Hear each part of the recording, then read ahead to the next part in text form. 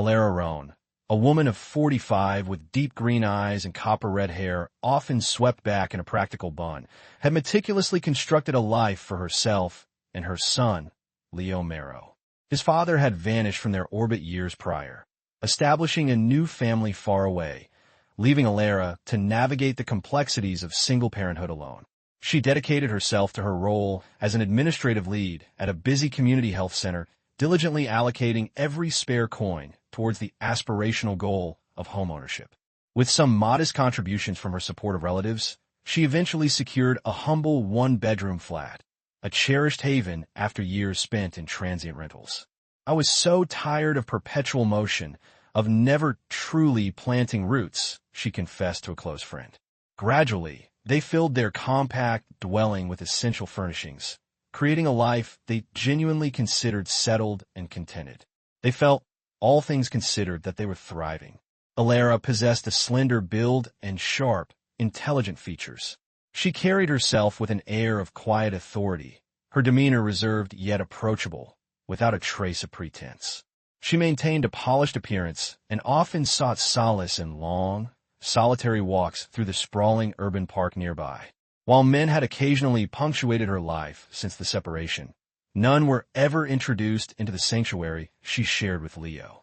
On certain weekends, she would arrange a short trip away, informing her son she was visiting her sister, Simone, preserving a clear demarcation between her personal affairs and their shared domestic sphere.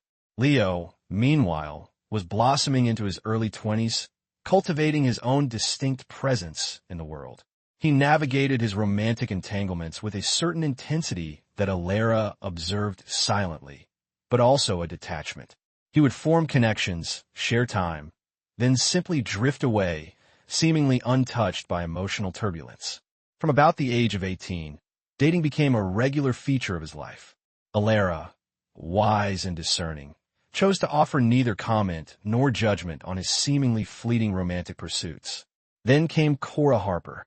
When Leo first brought her home, his profound affection for the slender, ash-blonde girl was palpable in the way his gaze lingered on her. Alara sensed a significant shift, a deeper resonance, and felt a quiet, internal nod of approval. Cora was genuinely pleasant, unassuming, with a serene prettiness and a meticulous, thoughtful manner. She could effortlessly organize their small living space or whip up a simple, comforting meal. One evening, Leo and Cora were engrossed in something on Leo's tablet in the living area, the digital clock flickering past midnight. Leo tentatively inquired if Cora could stay the night. Alara readily assented. They would share Leo's small bedroom. The futon in the living room wasn't ideal, and the flat offered minimal privacy otherwise. Alara lay on the futon later, her thoughts drifting back to her own youthful days. She recalled her own early relationships, the hushed, clandestine nights spent within her parents' home. Their apartment had 2 bedrooms, offering marginally more space, yet the creaking floorboards had always sounded impossibly loud. Her parents had feigned blissful ignorance. An unrelated memory surfaced, the jarring thump of loud, late-night music from the upstairs neighbor, echoing through the quiet building. Alara stirred. The apartment was hushed, bathed in the soft, amber streetlights filtering through the window. She heard faint movements, the young couple heading towards the bathroom. She remained perfectly still, feigning slumber, pretending she had neither heard nor noticed. In the morning, she rose early for work, taking her time in the bathroom. Later, from the clinic, she called Arthur Norris, a man she'd been seeing casually, arranging to meet him later. She informed Leo she wouldn't be home that night and went to spend the evening with her companion. When Alara returned the following afternoon, Cora seemed comfortably woven into the household rhythm. The flat was immaculate. Laundry was drying on the compact balcony rack, and the aroma of dinner simmering on the stove filled the air. Cora greeted her warmly. Alara, accustomed to managing every detail herself, Leo wasn't particularly proactive with domestic tasks, recognized she might need to adapt. A helpful, organized presence like Cora was certainly preferable to someone indifferent or messy. Recalling the hushed murmurs from the previous night, she briefly registered them before turning towards the wall, drifting into an untroubled sleep. This pattern persisted for nearly 2 months. Cora was, in essence, living there, and Alara found herself spending more weekends away, often visiting her sister, Simone, at her seaside cottage. Then, one evening, she found Leo home alone, radiating a palpable sense of dejection, his usual quiet demeanor replaced by a heavy gloom. Alara asked gently, "Leo, darling, is something amiss? You seem so burdened. My heart feels weighed down." "Cora and I had a disagreement," he mumbled, avoiding her gaze. "Ah, matters of the heart," Alara responded softly. "Well, these things occur. You'll likely resolve it. Ebbs and flows are quite normal." Probing for specifics felt intrusive. Alara busied herself with evening routines, but Cora didn't return. Not the next day, nor the day after, nor throughout the subsequent week. Leo channeled his emotions into his sketchbook, filling page after page with shadowed, desolate landscapes and solitary figures. The drawings were poignant, speaking volumes of a lost connection and steadfast loyalty. Alara felt a pang of sorrow looking at them. He bought a single, perfect crimson rose and went out one evening, presumably to attempt a reconciliation.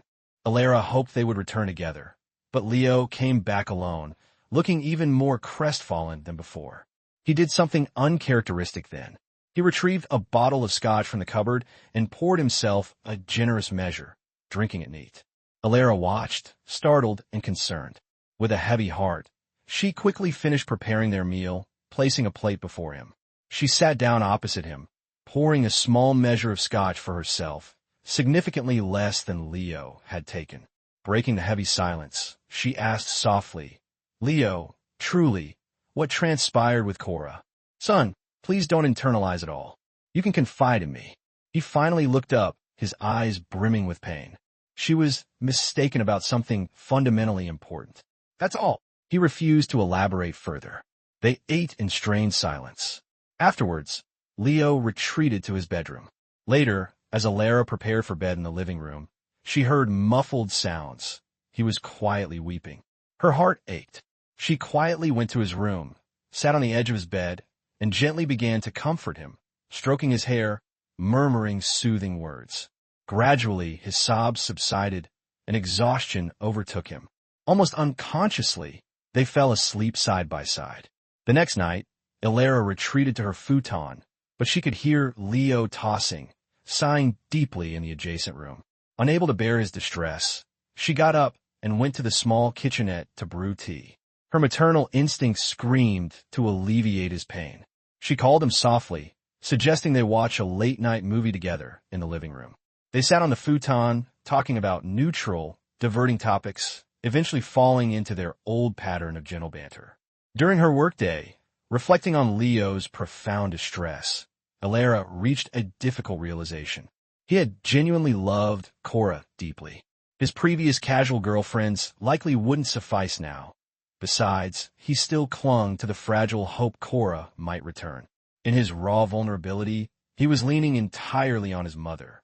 She felt an overwhelming urge to ease his suffering, though the path felt uncertain and deeply unconventional. It wouldn't require much overt action from her, perhaps just patience and responsiveness to the situation as it unfolded. That evening, while Alara prepared dinner, she noticed Leo seemed unable to meet her eyes directly. A subtle tension hung in the air as they ate, conversation sparse. After clearing the dishes, Alara went to shower. Leo seemed restless, pacing slightly. As she emerged, toweling her hair, she gave a small yawn. "One exhausting day. I feel like I could sleep for a week." He immediately switched off the television and fell silent. Only a few minutes passed before the charged atmosphere became unbearable. He hadn't known physical closeness with anyone for weeks, and his mother was right there, the source of his only comfort. A tentative moment stretched, then broke. They sought solace in each other's arms, an act born of grief and profound, albeit complex, affection. The following day, no words were spoken about what had transpired, no judgment cast on whether it was right or wrong. When Alara returned from the clinic and changed out of her work clothes, Leo approached her wordlessly. Their physical intimacy repeated, feeling somehow less fraught, more inevitable the second time. They woke late the next morning, showered separately, and shared breakfast in comfortable silence. Alara's relationship with Arthur fizzled out.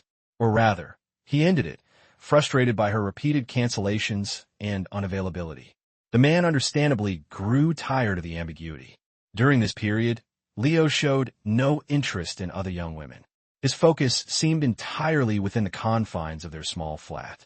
As a public holiday approached, Alara planned a trip to visit her sister, Simone, intending to stay for about a week at her seaside cottage. "Don't concern yourself with me feeling jealous or anything," she told Leo lightly before leaving. "Just be discerning if you have company." The week away passed quickly for Alara. She rested, enjoyed Simone's company, and caught up with old acquaintances. One afternoon, sitting in Simone's cozy kitchen over herbal tea, the conversation inevitably turned to relationships. Alara found herself confiding, albeit vaguely, that she was currently involved with someone considerably younger. "Find yourself a companion without complications," Alara advised her sister, perhaps projecting her own situation. "No family entanglements, no financial burdens." Simone chuckled and promised to contemplate the novel idea. Alara returned home mid-afternoon. Leo was still at work. The flat was neat, soup was prepared, and the fridge was well-stocked. Clear signs that someone else, likely a woman, had been there probably more than once. Alara sighed inwardly. "Well, he's young," she thought. "He has needs." Leo arrived home around 7. "How was your reprieve? Any news from Simone's?" Alara asked, making conversation while he ate the soup she heated for him. She recounted her week. Then, she gently inquired about his time alone. After a moment's hesitation, a faint smile playing on his lips, he admitted he and Cora had reconciled. She had stayed over a few nights. She wasn't coming that evening, he added cryptically. "So, is she moving back in permanently?" Alara asked. "Not yet. We're just seeing each other again. Is that acceptable to you?" "Of course, Leo. It's your life. You won't be living here with just me indefinitely, anyway." Leo seemed genuinely touched by her easy acceptance. 3 days after Alara's return, Leo arrived home with Cora. The two women, both intelligent and pragmatic, greeted each other cordially, tacitly agreeing to bypass the painful specifics of the recent separation. That night, Cora stayed over. Later, Alara went to the bathroom to wash her face. Leo followed her in, closing the door quietly. "Look," he whispered urgently, "if this feels awkward for you, I can ask her to leave." "No, absolutely not," Alara hissed back, alarmed. "Don't be absurd, son. What if she hears you? She's probably asleep." In that brief, stolen moment, driven by a complex mix of habit and reassurance, they shared a quick, furtive embrace before Leo slipped back out. The following evening, Cora was there again. She behaved normally throughout dinner, but afterwards, she quietly asked if she could speak with Alara privately. They retreated to the kitchenette, closing the door to the living area where Leo was watching TV. They sat opposite each other at the small table. "Alara," Cora began, her voice low but steady. "I have immense respect for you, and I think I do still love Leo very much. He means a great deal to me. Last night, during the night, I woke up. I saw him go to your room, and I heard enough to comprehend. I feel incredibly awkward saying this. I honestly don't know how to react. He told me you were simply comforting him, that you supported him through a terrible time. And yesterday, he said he came to you out of gratitude, so you wouldn't feel set aside. What am I supposed to do now?" Alara paused, choosing her words with careful deliberation. This young woman truly cared for Leo if she hadn't fled immediately upon her discovery. "Cora," Alara said softly, meeting her gaze, "I want you to know, sincerely, that I have no desire to damage your relationship with Leo. What happened between my son and me, it began unexpectedly, almost accidentally, out of shared distress. Both of us were confused by it initially. Then, I won't deny it, we both found solace in it. Please try to understand me as a woman too. But I absolutely know he needs a partner his own age, someone he loves, like you. I promise I won't stand in your way. Don't worry about me. I can find companionship elsewhere if needed. I believe that's the correct path forward." Cora didn't respond immediately, seemingly processing Alara's words. Then, surprisingly, she said, "Alara, I don't think I'll object. You are his mother, after all, and he is your son. I won't feel jealous. I promise you that. You're clearly a very understanding woman." Whether you continue this closeness with him or not, I am grateful for your honesty and your decision. Thank you. And please, don't feel awkward around me. We're both women. Let's try to understand each other. I'm sorry you were put in this position, Cora added, almost a whisper. It's good we understand each other, Elara replied, managing a small, relieved smile. And so, the three of them began to coexist. The initial awkwardness slowly dissipated. Leo could, on occasion, still seek comfort or closeness with Elara, and Cora, true to her word, offered no objection, maintaining a quiet acceptance of the unusual dynamic within their small home.